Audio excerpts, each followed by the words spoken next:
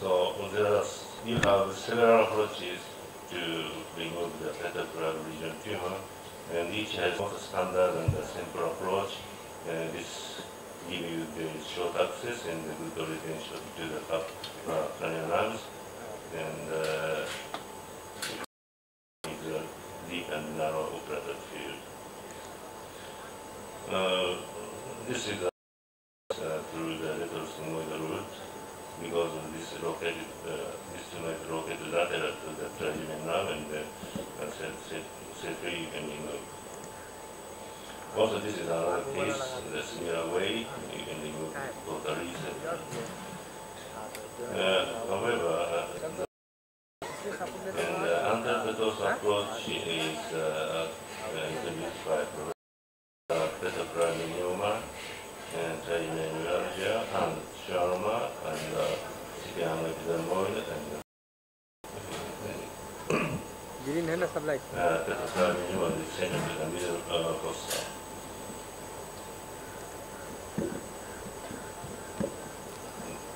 You see fifth trigeminal away from the tumor, and also you can dissect perforated to the brainstem, and you see the vaginal artery and abducens nerve, and the tumor is removed, and you can see the surface of the brainstem.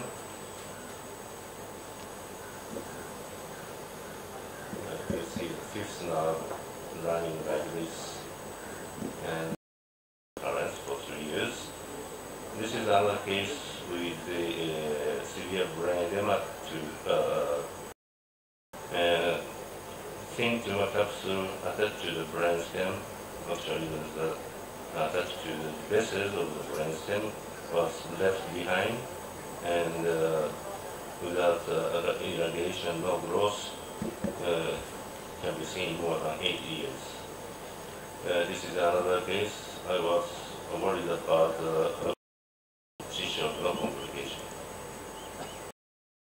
Tumor and trigeminal brainstem.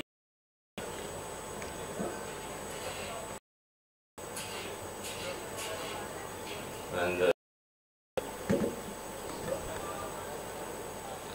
this is a preoperative fusion image, which clearly indicates the view from the anteropetrosal and from the retrosigmoid approach. This is a cartoon observation and dissection rather than the retrosigmoid approach, which is trailing now with steepened parallel and meningioma, and also already 2 times of gamma knife therapy was done in the previous hospital, and the goal of operation was to remove tumor and its compression and adhesion after the radiation, and the offending vessel, if it exists, this is a goal. So I did was the dorsal like this, very fibrous. And after taking the tumor, I went to the metal cave and opened the metal cave, and then when the tumor was removed, and the fibrous tissue was all conservative view. Tumor was totally removed. This video that shows the final view of the. And another case is similarly under the tribal meningioma with the extension to contralateral side. Therefore, the SRT was added. This is a similar concept of dissection and right side dissection. This is temporal meningioma. With that concept, I remove the tumor like this direction with the anteropetrosal approach, and the tumor was removed, and it was manual side. The simulation software as shown here, and CT important even for the young neurosurgeon as well as the student education. To combine those approach with the lateral sigmoid route to cover the tumors removed, and now you see the tumor mark, new the tumor like this, and you see the cells and also. And the lateral sigmoid approach was followed, and start with lateral sigmoid approach. There is no reference for 6 years now, and this young lady, 60 years old, has a big one, and we have to skip this video. This is also free, and we published paper about the modified technique, which is balloon protection for embolization of feeders from IC. And a balloon is inflated at this portion, aspiration catheter. This is a representative tumor was almost totally removed. And this was happened in one case. Sorry, and this is a sphenoparietal sinus.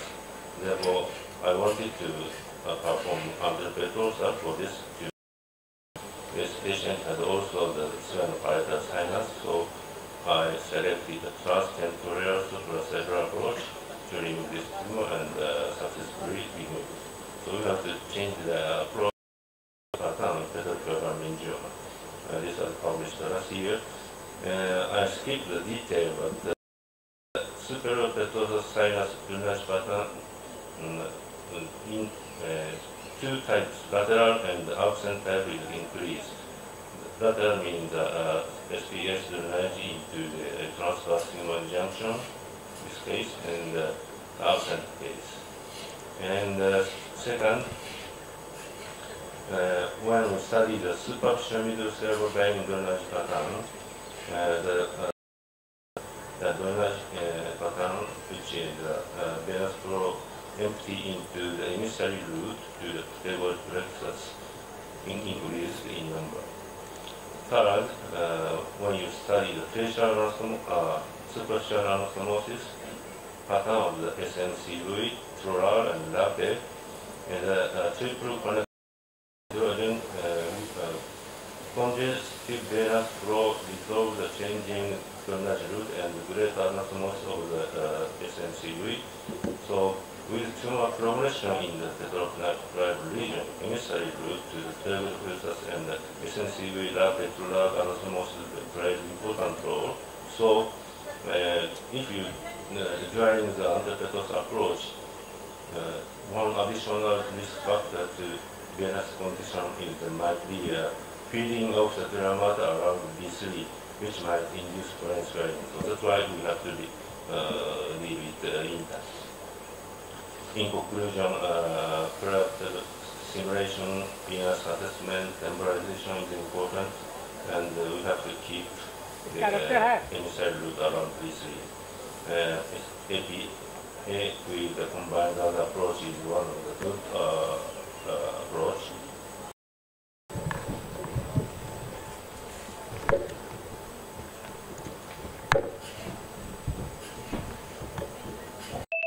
Thank you, sir.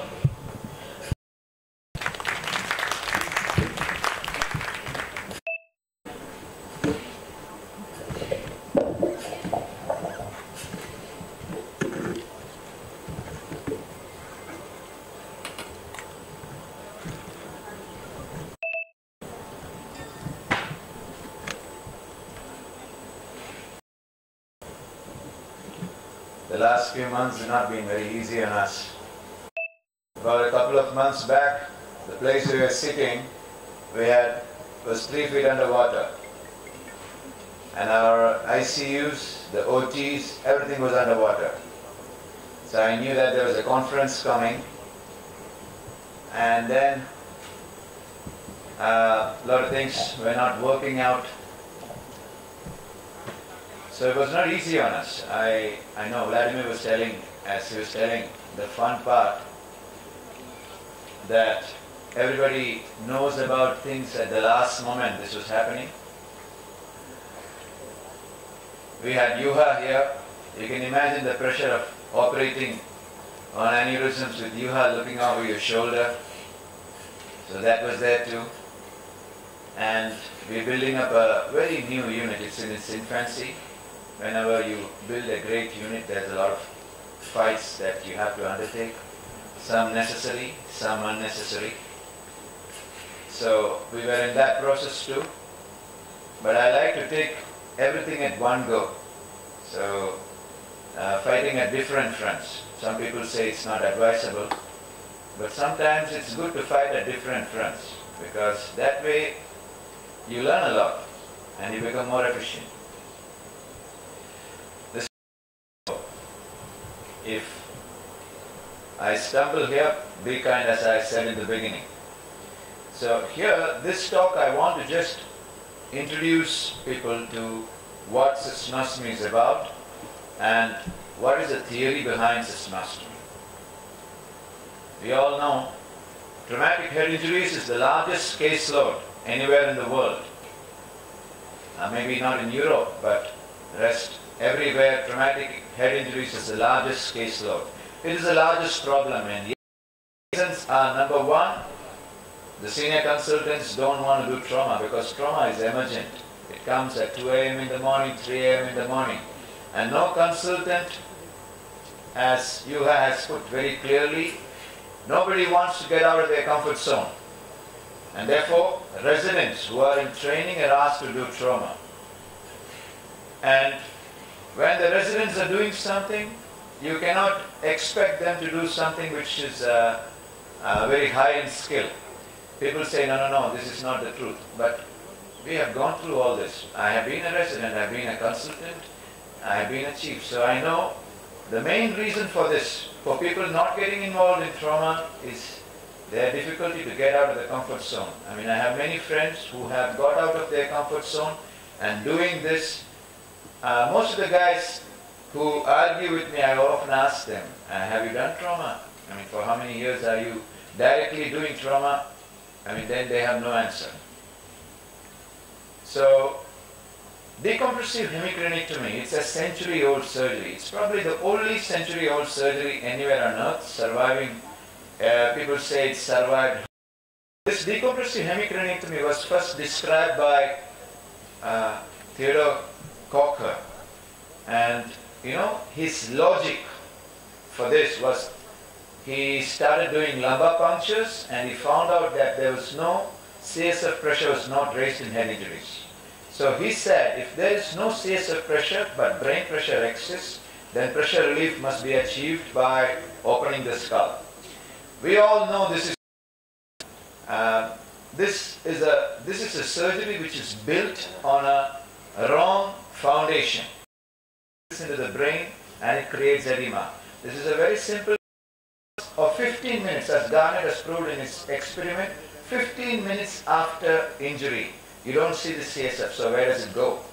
120 ml of CSF. If anybody of us knew enough physics, we would be wise enough to tell that hydraulics, the entire science of hydraulics is based on this. So we are so naive to think that the brain compresses the CSF. This is not so. Some people told me, it goes into the spinal canal. If it went to the spinal canal in the original, for Theodore Cocker, it would have increased his spinal pressure, but he probably found out at least one thing correct, that the spinal pressures are not increasing, and we would have had spinal infarctions by this time. Some people told me it's going into the superior sagittal sinus. No, there is a rate at which the CSF can go into the superior sagittal sinus. So the only place it can go into is brain. This is, but unfortunately there have been experiments done with huge molecules putting dyes into CSF, and they don't go up into the systems because virtual Raman spaces are too small for them, and therefore they said that CSF doesn't communicate with the brain, and this has been the foundation for all our research later on. talking about this. Before the G lymphatic theory, I've given lectures in many places, including Goy's place, where we give the first lecture talking about how the pathways, these pathways may exist. But we were, as you have said, we never published it. But there are many talks. And I remember Dr. Tekithurel laughing at the idea of CSF going into the it's been proven by experiments now. So the blood vessels are in the subarachnoid compartment. Now around the blood vessels, around every blood vessel, there are spaces which go into the brain. Every single millimeter into the brain. So trauma, unlike an aneurysm rupture, trauma results in cavity and it keeps on bleeding. There is one thing in severe head injury you see is blood all around. So it keeps causes the pressure to rise. It's like 1,000 people came into this room. People like Professor Kato can get out. Okay? Like even Nikolai would have trouble getting out. So the blood will not get out. The blood will stay in. Sitnikov probably can get out. So the blood will stay. And the thin people, that is CSF, goes into these pathways. So the trauma results in bleed, raises the pressure within the cisterns, it results in a shift of CSF into this CSF into the brain interstitial compartment from the cisterns. And when the patient whenever is brought, you take the scan and you see edema, no cisterns seen. So a lot of people used to ask me in the beginning, what cisterns are you opening? There are no cisterns. They are still. A completely new idea in a big journal, I'm sure you'll understand. So this experiment was done by Garnett, Sutherland in Calgary. So they did a weight drop experiment on a mouse. They were planning to do this in dogs, but I own 6 dogs myself, so I said to hell with the experiment. If it's not proven, it will be proven someday, but not in dogs. So we had this mouse model. This is the weight drop model which they did. And you will see the top is the pre-trauma scan, and the bottom row is within the brain. This is very clear. So slice 1, slice 2, slice 3, slice 4, everywhere there is hyperintensity. And what is this? This is 15 minutes after the trauma. What is the hyperintensity? It could be blood, it could be water. If it is water, it is edema. So we wanted to know. Our hypothesis was that there was blood in the subarachnoid compartments and water in the brain. We wanted to see if it was correct. There is edema and there is blood in the subarachnoid cisterns. This is exactly what we saw. So this is CSF shift edema. So when the brain is edematous from the CSF going into the brain, is it right to open a large window to let the brain out? Decide for yourself. The brain is very angry. The brain swells up into weird proportions, axonal stretch and damage. So that's what decompressive hemicraniectomy does. And yet we shamelessly continue with this I would say stupid measure, because we still are not. So, I mean, if it is not the truth, let me ask you, I will not waste 10 years of my life till now to do this. But this is the answer. This is what is happening in a decompressive hemicraniectomy. And on the flap to close the brain. Here comes Dr. Parthiban, one of another big exponent of cystonostomy in South India. Parthiban and Dr. Palaniappan. So we had this very interesting debate in the Indian National Neurotrauma Congress to me. And I know it's a bit aggressive on my part to discuss. So you have cisternal CSF disappearing. We all know this. Cisternal CSF disappears and the brain swells. This is what happens. Answer is not to open the brain window. Answer is to open a window here. We're showing a lot of pictures. I'm going to show just one picture. I'm sure everybody will understand this picture. So here, this patient is going to herniate. His E1, M3, V1, left pupil dilated. And this is not done by me, this is done by my consultant who's probably present here. So, he's gone ahead and opened the cistern. This is severe brain injury, that there's brain shift. Can you see that? The cistern is widened, there's impending herniation. It's difficult to fool Yuha, so we have done cystonostomy cases with Yuha watching again, which I have not been able to do. I have made it more and more complicated. But yes, I'm sure efficacy, to talk towards its efficacy, and there are now many publications now. So what comprises of a cystonostomy? What starts a cystonostomy? It's a decompressive hemicraniectomy flap. I would have done, both are accepted. And when you have a lax brain, it is also accepted that you can keep the bone flap back. So then there is nothing wrong in this. So you cannot say this is a separate surgery. It is a decompressive hemicraniectomy to reach the cisterns. This has been done for 100 years in every country. In AIMS, in Russia, in China, people have done that. So to do a decompressive flap is not wrong. To get into the cisterns is not wrong. If the brain is lax, to keep the bone flap is not wrong. So this surgery is not wrong. So what we do is we evacuate the SDH, we extend.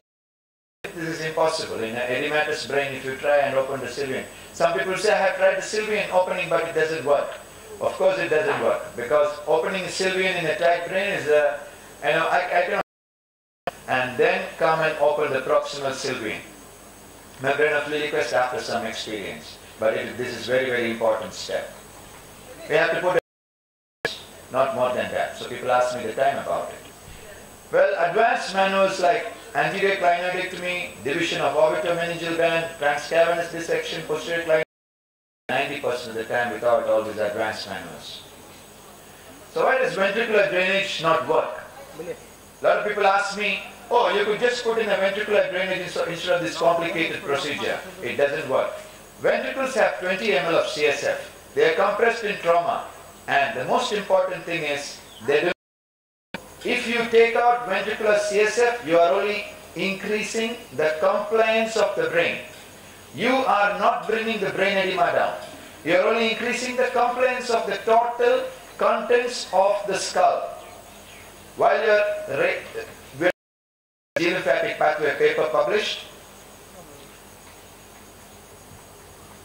this side is the ventricular injection, 30 minutes.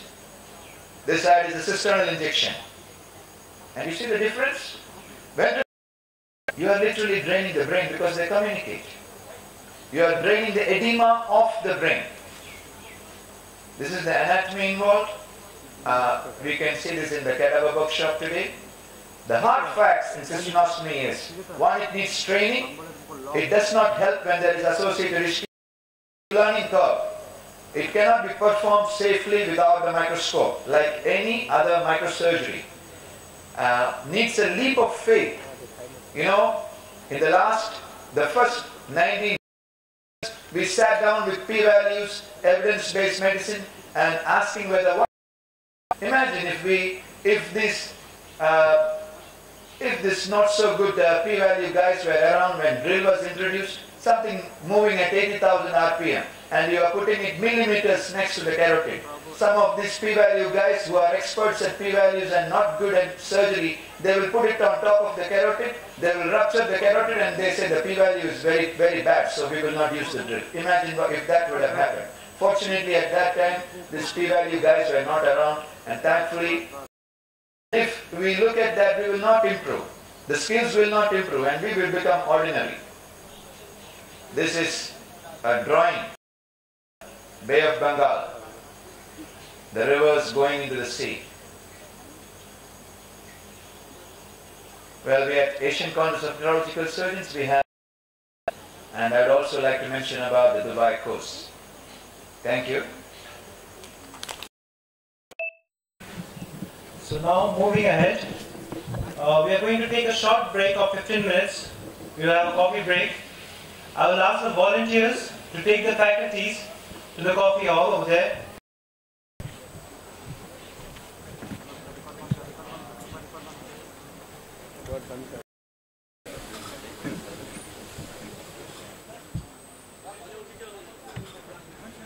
I request.